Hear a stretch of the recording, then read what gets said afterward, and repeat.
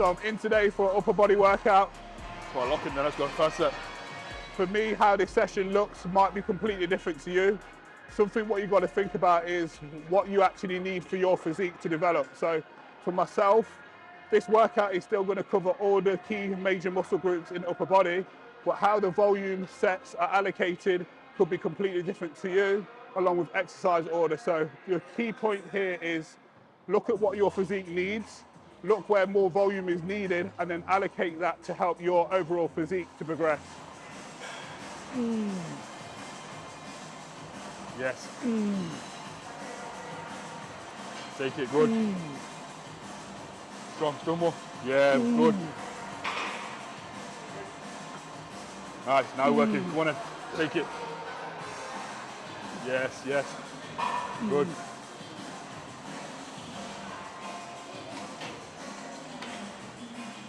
So my first exercise here is a chest supported row. I always start my upper body workouts with a horizontal pull. The reason for this is it puts my shoulder in a better position in a mechanic standpoint. So with the issues what I've had going on my shoulder, actually doing this pull first actually helps to get my shoulder sitting backwards and creating more stability around the joint. What I was finding before when I was starting with, let's say, a lat pull down, what was happening is my shoulder was internally rotating, which is not what I want. So this is why I always start my upper workouts with a back pull row movement and then an underhand pull down before moving on to my chest focus work, because it creates more stability around my shoulder joint. 3, 2, 1.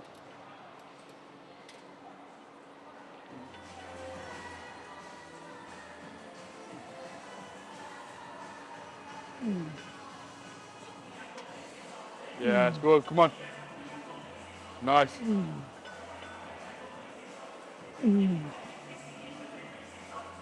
Good.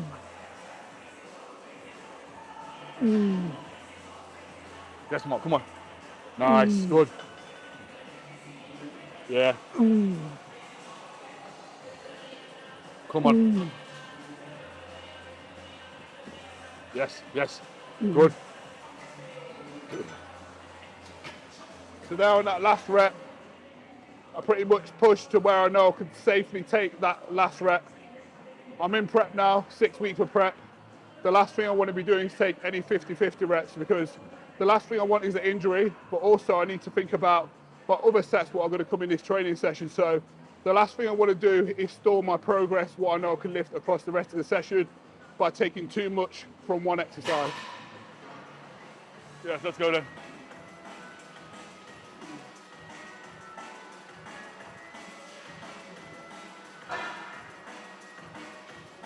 Good.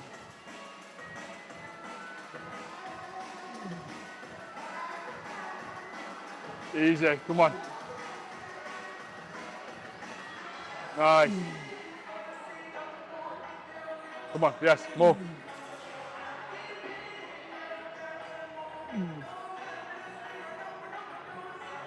Yes, more, come on, more, loads more. Yes, good. Squeeze, squeeze, good. We're in, come on, let's go.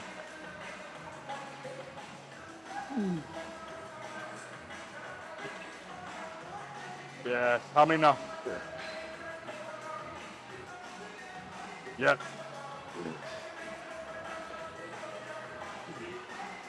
Short, short, short, good. This weight behind me doesn't look like a lot at all. And for most people in a gym who's watching me probably lift this weight, they're thinking, why is someone my size lifting this weight? And it comes down to the fact that this is what's comfortable and what's manageable for my shoulder.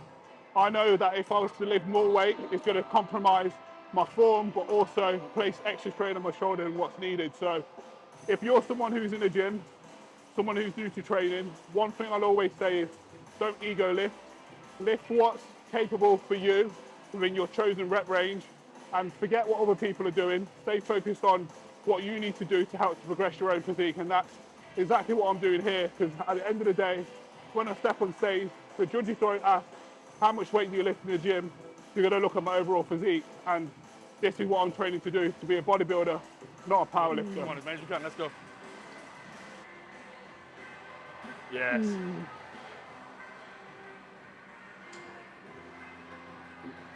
Good, now let's go. Let's work. Come on.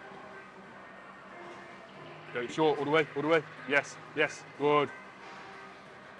I'm actually really happy with what I've been able to do here. Last week when I was doing an underhand pull down, even Carlton will vouch for it. When I've done my feeder sets, my shoulder didn't feel good at all, and it's a strange one because throughout the whole off season I've been doing this exercise, but last week it just didn't feel right. So this is an important point, I think, when just because something might not have gone how you wanted it to the week before, you shouldn't let it dictate your future sessions. So for me, this is why I wanted to give this a try again, see how it felt, and today it felt really, really good. So I'm happy that I was able to actually get back to this exercise, but also get back to my normal training plan as well. So one of the things when we first stepped into the gym this morning, you had said that you drank some water. How much water did you drink before your session? 2 litres. Bear in mind we're training at, we got in the gym for 8. So 2 litres of water in by 8 o'clock, ready to go. So this is one of the biggest things that I see hold back guys when it comes to training and exercise performance. Going into the gym in a dehydrated state. So myself and Carlton, like you said, we train early morning. So before we train, we've made sure that we've had 2 litres of water. During my training session, I also drink Trained by JP Performance Fuel, which is 100% cyclodextrin, and it also has pharmacy grade electrolytes in, which is going to help my training performance but also recovery. So if you're someone who really wants to maximize your training, you've got to make sure you're going into the gym in a hydrated state, because this is really going to help to drive your training performance.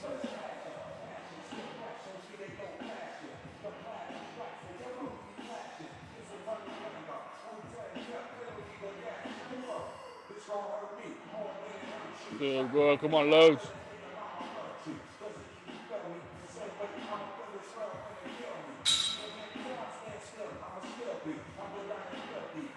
Good.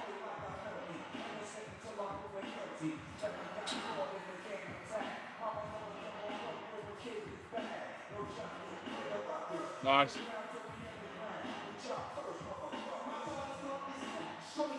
Yes, Mark, loads, come on. Strong here. Yes.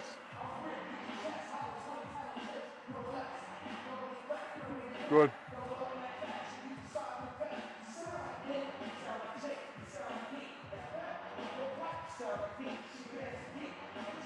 Nice. Good, good. Yes. Squeeze through. Good, good. Come on in. Good, yes. Still more. Take it then. Let's go. All the way up. Yes, nice. Let's go. Drive them out. More. Yes. Good. Again. Come on. Take the rep. Big one. Let's go. Squeeze. Yes. Good. This is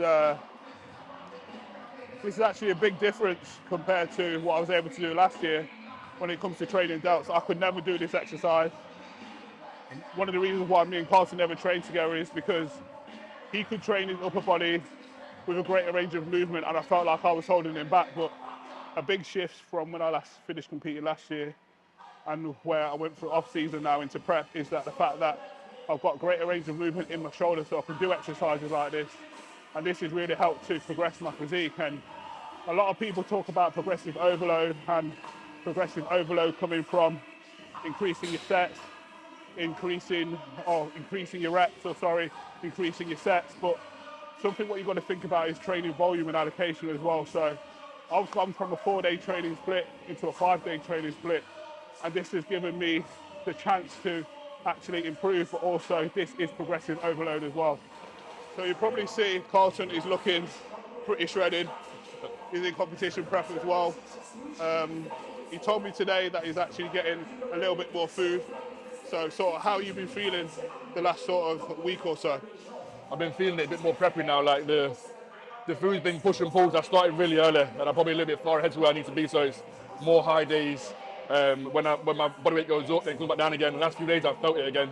Dropped 0.8 overnight, then 0.6. So more food again today. But like I said to Mark, I don't really feel like I've got to put my feet a bit flat. Then I said, well, as to be expected, I'm dropping that amount of weight back-to-back days. I'm not really going to get a nice pump and feel great. So training's good, but it's to kind of go through the motions of making sure sessions are as good as possible. Mark's flying, so I'm trying to keep up with him while I'm in the back end where it's a bit harder. So yeah, it's good, but I need to keep going now. So Carlton's made a really important point here, and where he's at right now, he's actually having a refeed, so he's having a little bit more food. And I think a lot of people get caught up thinking you shouldn't have extra food if you're not at that point of being stage lean. But for him, it's all about regulating hormones. And one of the important hormones is leptin, which is a hunger signaling hormone, but also helps with your expenditure as well. So right now, this is going to help Carlton to almost get a reset, drop some fatigue. His adherence is good anyway because he's following the plan, but it also helps just to keep him less focused on food, but more on what he's trying to actually do, which is recover, improve his glycogen stores, so he actually feels fuller again, but also push him on in the fat burning process as well. Yeah, we're in. How many then? Come on. Take it. Yes. One egg more. Yeah. Again. Come on. More. Drive them out. Yes. Good, Mark. Hold it. So you see here, we've only got one direct delt exercise today, and that's the cuffed crossover. So that's going to be working the medial delt. The reason why I only take one delt movement here is because when we move on to the push exercises, that's going to work the front of the delt. So putting in something like an overhead press is kind of be counterproductive because it sets the training volume what's not needed. So this is where it comes down to making sure you've allocated enough volume for your body parts so you can actually progress your physique, but it's not going to be junk volume, so to speak, as well.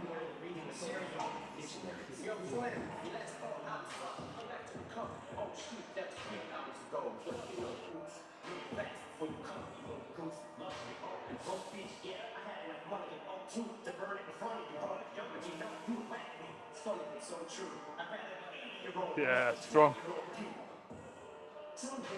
Press, nice. Good. Yes, strong, come on. Yeah, block out, good.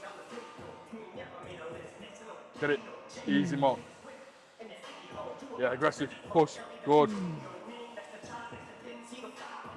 Nice. Come on, get it. Press, good. Yes. We're in there, let's go. Push. Yes. Good. One. Come on in. Yes. Good. Nice. Ooh. So, how many weeks dieting have you been now? I've done 13 weeks dieting. In that time now, I'm just over 10 kilos down in 13 weeks.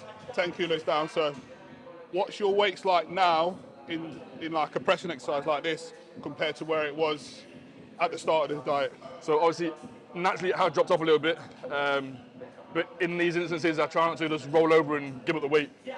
I've let the weight get a little bit scrappy before I've dropped it back down. So I've regressed it in some places for the want of quality of work, not quantity of work. So yes, I might have dropped down in weight, but the quality of the reps is way better than what I was doing before.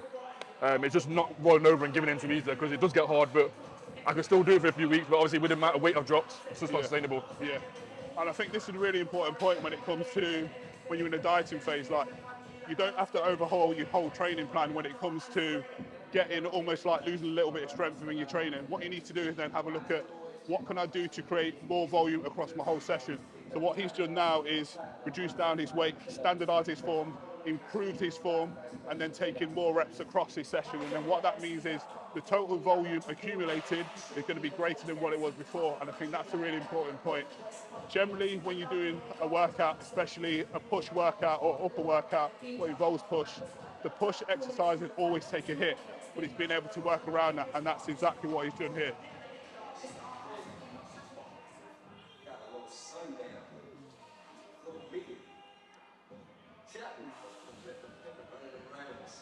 Good.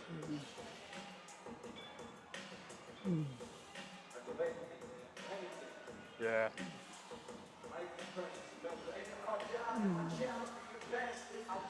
Breath through. Good. Ease him up. Let's go. Yes, big chest. Come on. Squeeze. Yes. Good. Again. Yeah. Good. Again. Push. Push. Good. Yeah. This is one of those exercises when me and Carlson started training together. I was probably lifting around here, plate 4, and I couldn't hold the handles here. I could only hold a neutral grip, and I think this is just like reinforcing how far I've sort of come with my shoulder, and that isn't like straight a sob story, but it's more the fact that over time, when you stick at something and you have the mindset that you can get better and things will improve, it can actually happen, and that's exactly what's happened here. And like, even where I am lifting this weight now, this far into a workout, I think it just goes to show when your mindset's locked in and when you want to achieve something, you're capable of doing it. So don't have any sort of limiting beliefs and just have that focus that you can progress and things will get better. And I'm glad about that point now where I can train a lot better than what I could do even a year ago. Rest. Good. Yeah.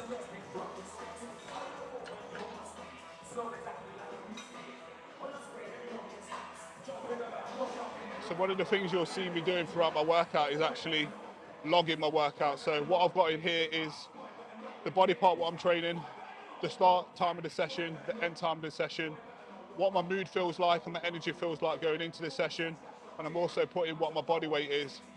Aside from that, what I'm also tracking is what the name of the exercise is, how many reps I'm doing, and how much weight I'm lifting as well.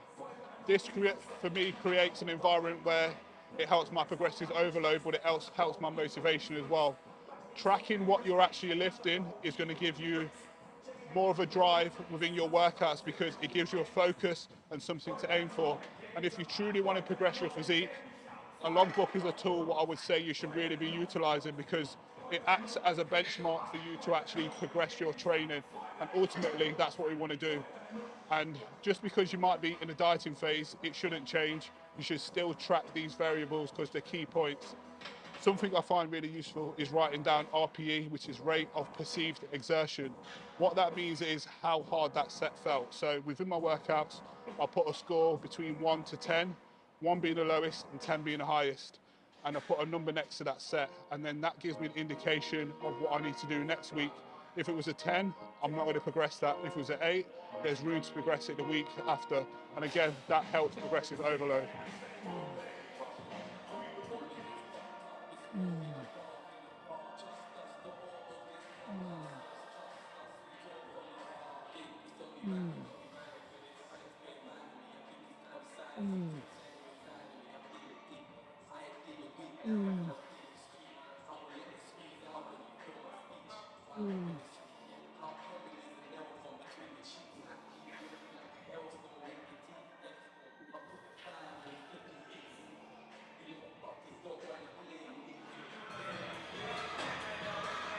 Good, go again.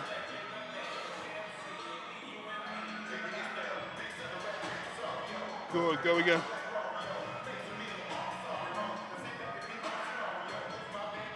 Good.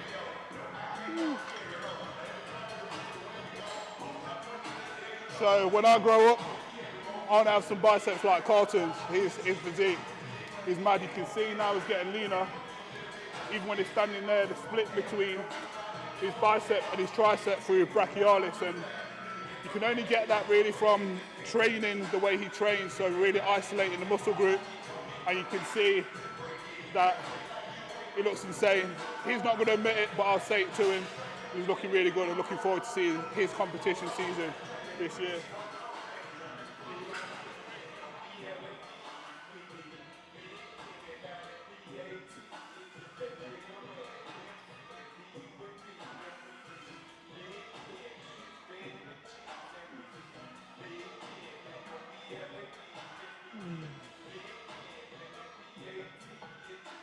Good.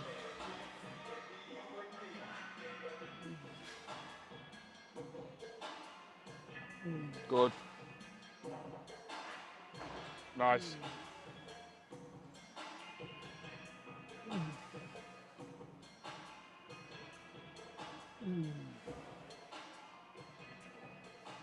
Yes.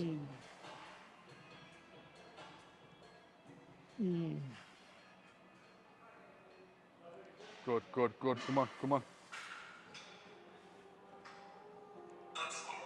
Yes. Squeeze through, squeeze through, squeeze through. Yes, yes. Come on, come on. Yes. Finish, finish. Good. What Mark don't realise is his body dysmorphia kicks in, and he forgets he's 30 kilos heavier than I am on stage. It's mad because like we train together, and when he says stuff like that with 30 kg difference, I just don't see it. I just don't see it. I think his shape is incredible. And even when we're doing certain exercises, like his hamstrings are so strong, so it's good for me. Like a training partner can either enhance your training or it could slow it down. And for me, it's definitely been a benefit. And it's not that we're in competition with each other. It's more so we're here to help push each other to a next level. And I think that's definitely helped me from a personal standpoint. And I feel like if you're someone who really wants to get the most from the training, if you can get a training partner who's locked into the process the same way you are, it's going to be a valuable tool. Good.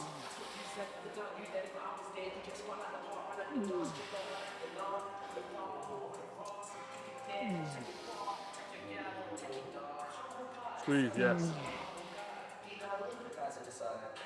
Nice. Good, Mark. Yes. Squeeze in, squeeze in, squeeze in. Good. Yes. Short, short, short. Good. Come on, come on. Good. Squeeze, squeeze, squeeze. Yes. One. Come on. Ryan. Yes, yes. Good. I'm at the point now where this is my last exercise during my training session, and something I'm a big believer in, and something I always speak to my clients about is having the same application at the end of your training session they have at the start of your training session. And by that, what I mean is being able to still have the same level of intensity at the start of the workout and at the end of the workout. I come from a background when I used to do sprinting, and one of the things my sprinting coach used to always say is make sure you run through the line. So even if I was ahead of the competition, I'm not going to let off the gas at the end. I keep pushing right to the very end. And it's the same principle now when it comes to my training. How I end my session should be exactly how I started my session, with the same level of intensity and focus.